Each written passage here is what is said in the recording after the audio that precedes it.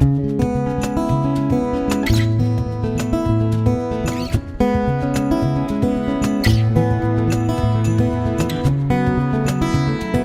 Pete from Cheap Homesteading, and I just got home and I'm going to get the rototiller out and I'm going to run through the garden one more time before I plant it. Ideally, you want to rototill the garden. You want to leave it for at least 7 days and then rototill it again, so the weed seeds that you incorporated into the ground the first time rototilling it sprout, and then you rototill it and disturb it again, and they normally don't come back. I have not been organized enough and I am so late. I rototilled it yesterday. I'm going to run it through one more time now, and then I am going to plant this thing. I have to get the seeds in the ground, get the potatoes planted, the tomato plants, and just get rolling on this. So let's go.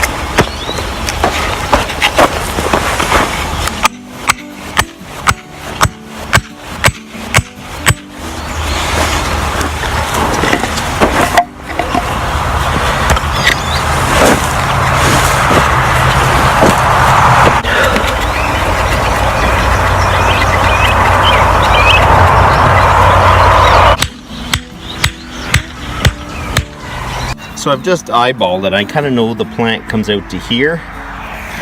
This plant comes out to here. So there's a little bit of a gap in the middle. I don't actually measure it or anything. But the way I garden, you probably should not take my word for it. I bought all my plants this year. I just didn't have time to start them. And other years I have started them.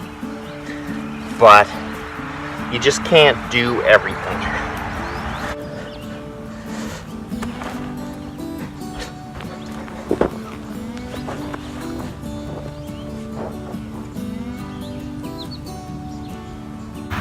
The rain is coming, so I wanted to get this all in before the rain came, and I decided to make the rows bigger so I could actually rototill up the rows even when the plants got bigger.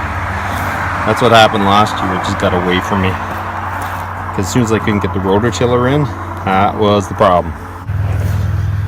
So when you plant your tomato plant, you want to push the dirt around it.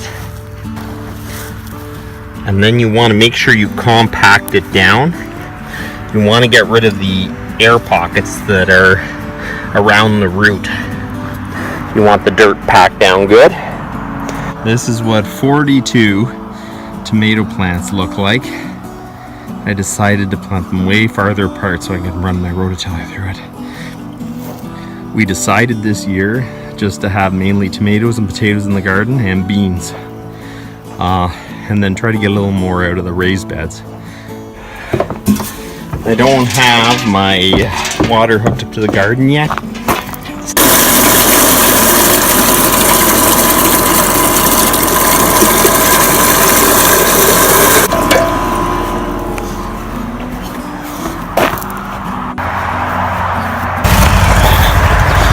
A little bit of a splash so it doesn't wilt.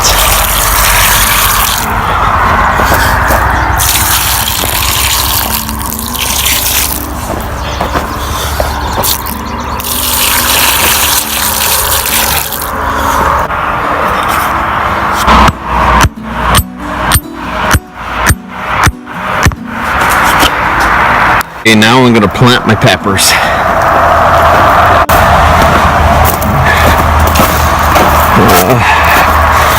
Hopefully this can definitely go in one row, so that's kind of good. I'm running out of room. I still have to plant my beans.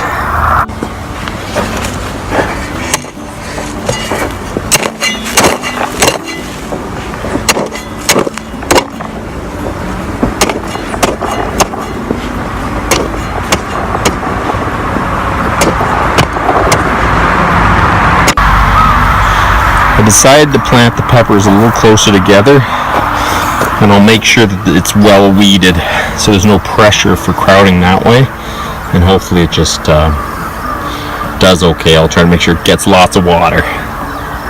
Okay, so what I'm going to do is make a trench on either side of my line. I'm going to have 2 rows of potatoes, and then I'm going to shovel dirt into a nice mound. And then probably through the summer, I would like to rototill and throw more dirt.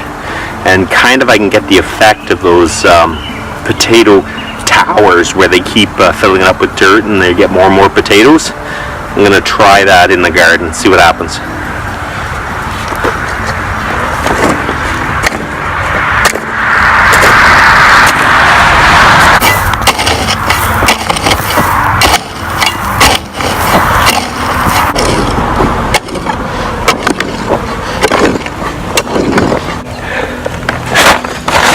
Okay, I got some store-bought potatoes. I'm going to run them up the row, and then I'm going to fill it in and make a really nice mound. I'm hoping I can fit more in each row and get more production.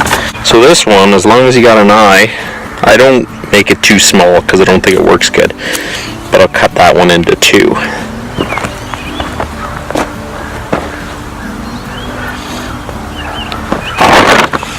Some people say you have to let them dry out. You can.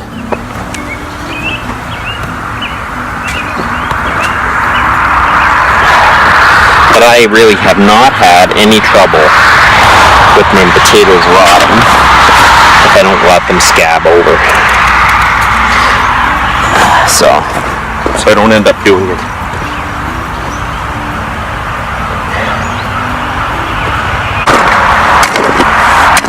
Oh, it is crazy.